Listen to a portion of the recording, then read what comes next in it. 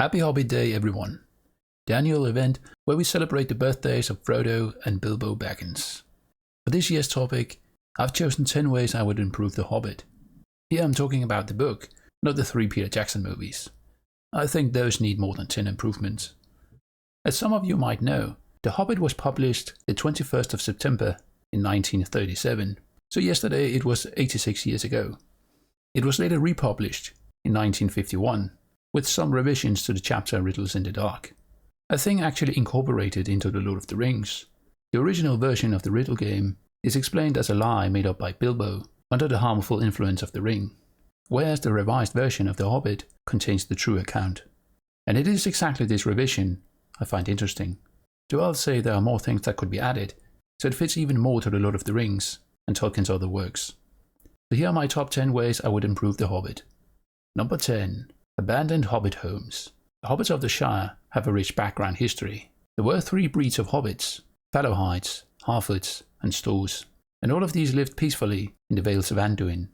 However, around 1000 of the Third Age, Sauron returns to Dol Guldur, and the darkness spreads into their lands. This forces the hobbits to migrate west over the next couple of centuries, until most of them end up settling in Breeland in 1300, and the Shire in 1601. Now the Harfoots have a pretty bad reputation after the Rings of Power, but if we take a real look at their history, we will discover something fascinating. In concerning hobbits from the Lord of the Rings, we can read the following. They moved westward early, and roamed over Eriadur as far as Weathertop, while the others were still in the Wilderland. They were the most normal and representative variety of hobbit, and far the most numerous.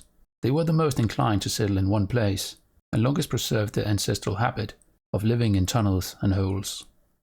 Now this happens around 1050, and they first migrated to Bree in 1300, so that's roughly 250 years they lived in this area. Add to that some of the Fallowhides also settled with them and became leaders among them. And this brings us to my suggestion. As Bilbo and the dwarves wander along the Great East Road, they see nothing in this area.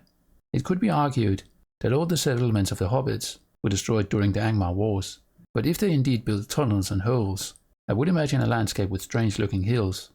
I think it would be interesting if Bilbo noticed that, and how some of the hills looked not so different from what he knew in the Shire. It's a tiny detail that would only require a line or two, but it truly highlights the complex history of the hobbits before they migrated west to the Shire. In a way, it could also be seen as foreshadowing for Gollum, but I think that's a little far-fetched. Let's move on to the next. Number 9. Aragorn. The event of The Hobbit takes place in 2941, Third Age.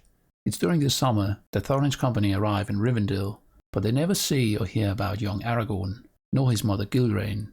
As was the tradition of his people, Aragorn was fostered in Rivendell by Elrond, as if he was his own son.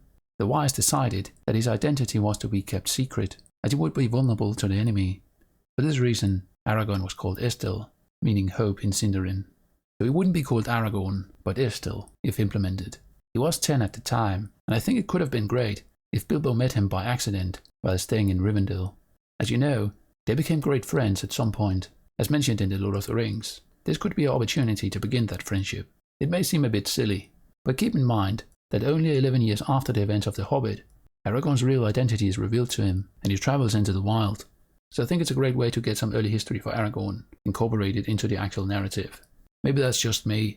Let me know what you think in the comments. Number 8. Gandalf hinting to larger themes that appear in The Lord of the Rings. If you've read The Hobbit, you'll know that Gandalf has a tendency to disappear and then show up just at the right time. It's something the Hobbit movies at least try to explain, as the White Council attacked Dol Guldur that same year. I'm not sure if Gandalf should be more clear what he's doing in the background, but I do think he could hint at some larger themes he covers in The Lord of the Rings. Both higher beings like Eru, or simple wisdom about not dealing out death and judgment. It's a simple thing that would only help flesh out Gandalf even more, and give The Hobbit some more serious tones as well. Number 7. More details about Bolge and the Great Goblin. If you watch the Hobbit films before reading the book, it might disappoint you that Azog is not in it, but instead his son Bolge is the main villain. A villain we don't know much about though, and the same can be said about the Great Goblin. I think it would be great if we just knew a little more about these two foul villains, especially the son of Azog thing could be elaborated on. We're talking once and for all could talk about female orcs. It's not necessary, but a possibility. One of my first videos on this channel was about the Great Goblin and how the text in The Hobbit sort of alludes to the fact that he might have met Thorin Oakenshield during the War of Dwarves and Orcs. I think it would be interesting if we heard some more about his role in all that, how he rose to power, and if he indeed met Thorin or not. And this also brings us to the next one. Number 6. More details about the War of Dwarves and Orcs. The War of Dwarves and Orcs is mentioned as the company try to cross the Misty Mountains and are captured by the goblins. We don't get a whole lot of information about the war, but I think there are 2 details that could really enhance the story. That would not only give us more information about the war, but it also adds depth to some of the characters. For instance, Balin and Dwalin could mention how their father Fundin was killed during the war, and how this have fueled the hatred for orcs. The name Fundin also appears in The Lord of the Rings, as they encounter the tomb of Balin, so it would only link the 2 stories even more. Thorin also lost his own brother, Frerin, in that same battle of Asanulbisar, but it's never really mentioned. I think it would be cool if incorporated, perhaps even something the Great Goblin says to mock Thorin. There are of course many other details that could be added, but these 2 in particular seems relevant to the characters actually captured. Since Goblin Town most likely was also involved in the war, it could be intriguing if one of the dwarves said that he recognized some of the tunnels, but that's just my thoughts of course. Number 5. Add or mention familiar characters.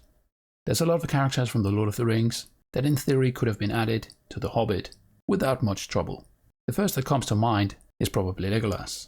I think his role in the movies was way too big, so I'm not suggesting anything like that. But even him just being present next to the Elven King could be a neat detail. There are other characters however, Glorfindel and Rivendell. Perhaps he could encounter the company and escort them to Rivendell, somewhat mirroring his actions in The Lord of the Rings. I think the sons of Elrond, Elladan and Elrohir, would also be a fine addition for characters in Rivendell. They don't even have to do much, a simple mentioning would suffice. Lastly, I also think it would be nice if Glóin mentioned his son Gimli back home, perhaps even his wife. That's at least something they did in the films, though I would recommend doing just a tiny bit better. Number 4. Bree and the Prancing Pony. One of the great lore discussions or inaccuracies of The Hobbit is how long it takes Thorin's company to walk from the Shire to Rivendell compared to Frodo in The Lord of the Rings. But unlike The Lord of the Rings, we don't hear about any reasons for these delays. One thing to add is the dwarf stopping in Bree at the Prancing Pony. Not only does this connect to the story of The Lord of the Rings, but it's also where Thorin and Gandalf met and planned the whole quest of Erebor. There's also a different version of how they planned the quest, where Gandalf travels to Edith Luin to meet Thorin, but Tolkien settled on the one in Bree. At the Prancing Pony, there could even be a butterbur owning the inn, just like in the Hobbit films, something I cover in a YouTube short. This stop in Bree could even be expanded upon with the travelling dwarf, or maybe Bilbo talking to one of the local hobbits of Bree, just so we hear a bit more about them and their lives in Bree, and how different it is compared to the Shire. All this could lead to a minor detour that could explain why it took the company longer to reach Rivendell, and thus fix this tiny inaccuracy. Number 3. Flesh out the personalities of the dwarves. Can you remember all the names of the dwarves? Well, if you're a proper nerd, yes, but it's probably hard for most, and especially if you have to distinguish between them and the personalities. You see, they don't have a lot, especially in the book. In fact, some of them are known for never saying much during the entire story. It's something they try to make up for in the films, but I think it's hard for people to follow, and it seems crammed in at times. I also think the silly beards make it slightly easier to see the difference between them, but they still look very silly. I've already mentioned how you could give some personality to Thorin, Balin, Dwalin and Glóin, but I also think the other characters have potential. Like Ori's handwriting seems to be special enough for Gimli to recognize it in the Book of Mazabul, so that could be included somehow. Some of the others would also talk about their life in Edith Luin and include some more lore about that. In any case, I do think one of the weak points of the Hobbit book is how most of the dwarves are somewhat irrelevant or have little to no personality. I think there's room for improvement here. Number 2. The importance of the ring. The Lord of the Rings starts with the famous ring poem about the one ring to rule them all. However, when you read The Hobbit, it mostly feels like a strange magic ring that can turn you invisible. I'm not saying it's not alluded that the ring is important. I've got a whole video about how the ring tried to kill Bilbo, if you're interested. I don't think there needs to be added much more, but it would be interesting to see the ring affecting Bilbo when he talks to Smaug, or perhaps later in the story. Just something that truly highlights that the ring is all the enemy truly wants.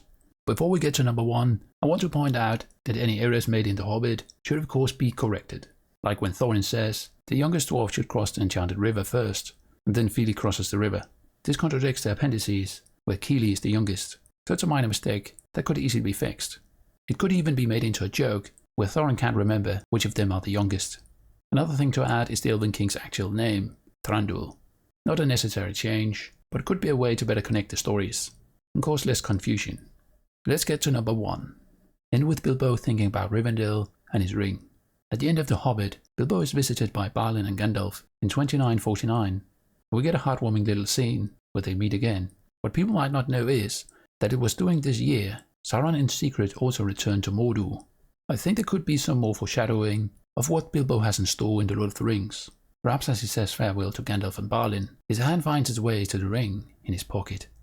Another thing to add is Bilbo talking about Rivendell and how he missed the place, a hint to where he will go in the beginning of The Lord of the Rings. It's not really a necessary thing either. The end of The Hobbit just feels more like "and he lived happily ever after." While it's far from the case, it's only the beginning of a far greater story, where we'll also learn who's the true Lord of the Rings. And that's all for today, guys. Let me know how you would improve The Hobbit now that Tolkien never got around to it. Feel free to leave a like and subscribe. Oh, and join the Discord if you want to be part of the community. If you want to support the channel, you can become a member here on YouTube or join through Patreon. Every kind of support is truly appreciated, so thank you. If you want to know what Bilbo did before The Hobbit, you should watch the video from Hobbit Day last year. As always, thank you all for watching and being part of the Council of the Rings. Farewell till next time.